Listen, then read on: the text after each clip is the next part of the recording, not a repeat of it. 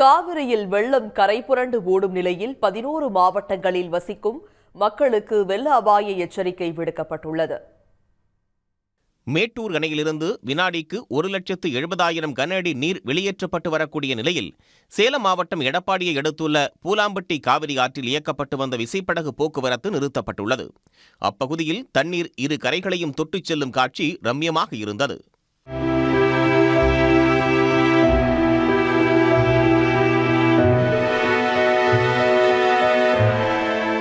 காவிரியில் வெள்ளப்பெருக்கு ஏற்பட்டிருக்கும் நிலையில் நாமக்கல் மாவட்டம் பள்ளிப்பாளையம் அருகே உள்ள 100க்கும் மேற்பட்ட வீடுகளுக்குள் நீர் புகுந்தது. இதனால் அங்கிருந்து 1000க்கும் மேற்பட்டோர் முகாம்களில் தங்க வைக்கப்பட்டுள்ளனர்.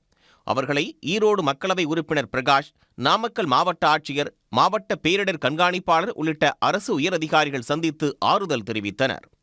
நாமக்கல் மாவட்டத்தில் காவிரி ஆற்றங்கரை அருகே உள்ள கோயில்களில் நாளை ஆடிப்பெருக்கு மற்றும் நாளை மறுநாள் ஆடி அமாவாசை ஆகிய நாட்களில் ஆற்றில் இறங்கி புனித நீராட தடை விதிக்கப்பட்டுள்ளது. திருச்சி மாவட்டம் நம்பர் 1 டோல்கேட்டை அடுத்துள்ள கொள்ளிடம் நேப்பியர் பாலம் அருகே 150 அடி உயர உயரழுத்த மின் கோபுரம் இடிந்து விழும் நிலையில் இருந்தது.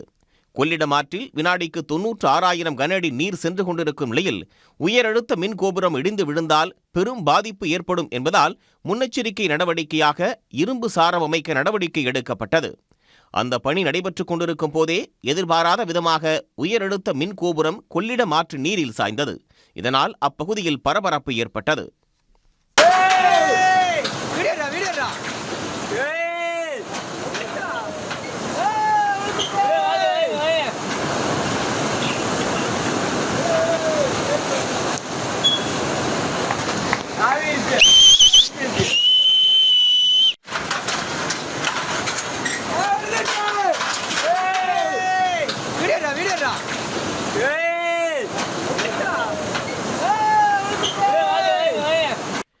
தஞ்சாவூர் மாவட்டம் அணைக்கரையிலிருந்து கொள்ளிடம் ஆற்றில் திறக்கப்பட்டுள்ள 2 லட்சம் கன அடி நீரும் மயிலாடுதுறை மாவட்டம் சீர்காழி அருகே உள்ள பழையார் கடலில் கொள்ளிடம் ஆற்றின் வழியாக சென்று கலக்க உள்ளது.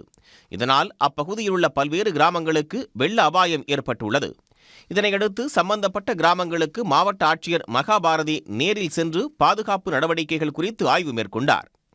நீர்வளத்துறை சார்பில் 10,000 மணல் மூட்டைகள், 30,000 காலி சாக்குகள், 200 சவுக்கு மரங்கள், 10 JCB இயந்திரங்கள், 5 டிராக்டர்கள், 2 படகுகள் தயார் நிலையில் உள்ளதாகவும் தெரிவிக்கப்பட்டுள்ளது.